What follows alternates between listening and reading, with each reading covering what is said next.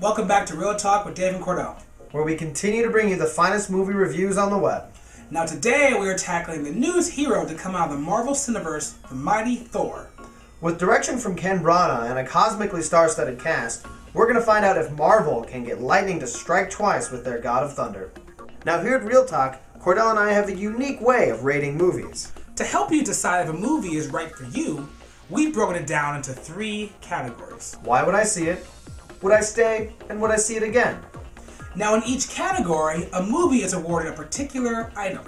A soda, a box of candy, and a popcorn. The movie theater essentials. Now as you know, these essentials come in a variety of sizes, and here at Real Talk, size matters. Now it's the size that dictates just how enjoyable the movie is. Take The Godfather. This is a movie that's probably going to get a large in all 3 categories. And something like Fast 5, we're probably looking at a medium or a small. And Beverly Hills Chihuahua 2? I'd eat beforehand. Let's see how Marvel's Thor stacks up in this week's review. So let's start off with, why should I see this movie?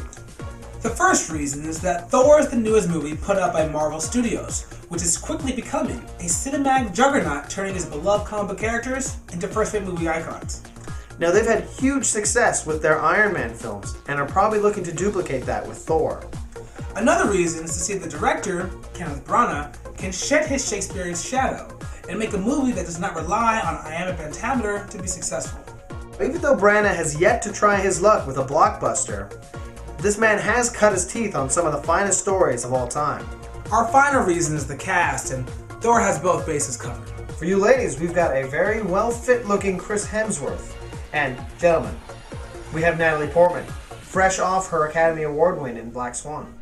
But are these elements enough to keep me in my seat? Would I stay? Absolutely.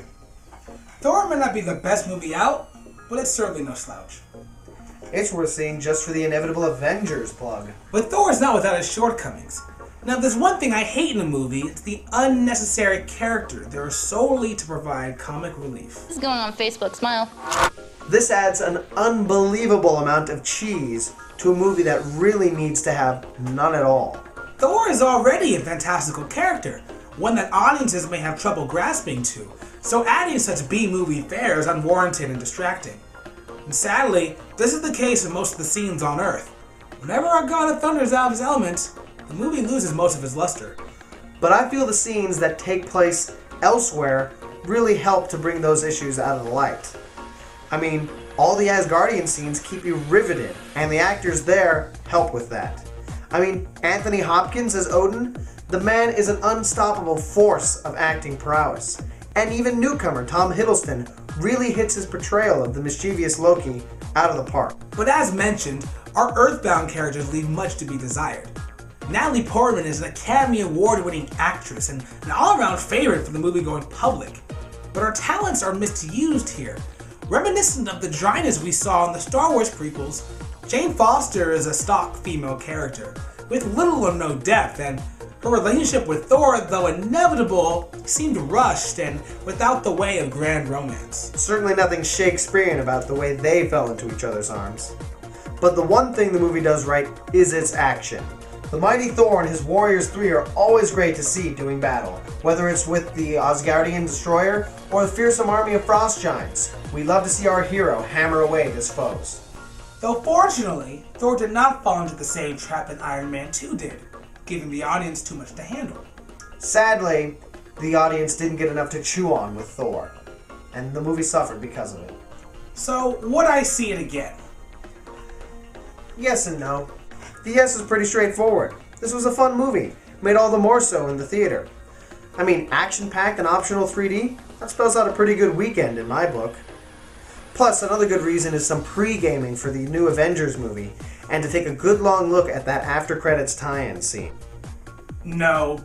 I personally don't see movies in the theater more than once unless I missed something the first time or could gain a better understanding the second time around. And this is not the case with Thor. It's pretty cut and dry, so I didn't need any further explanation of the story. A bit of been there, seen that attitude. So now for this week's Real Talk rating. First, would I see it? Yeah, Marvel movies are all but guaranteed to put moviegoers in their seats, so we'll go with a large drink. Would I stay? Absolutely. The movie provides adequate thrills, more than enough to keep me in my seat the whole time. Say a medium box of candy. Now, would I see it again? Maybe, maybe not.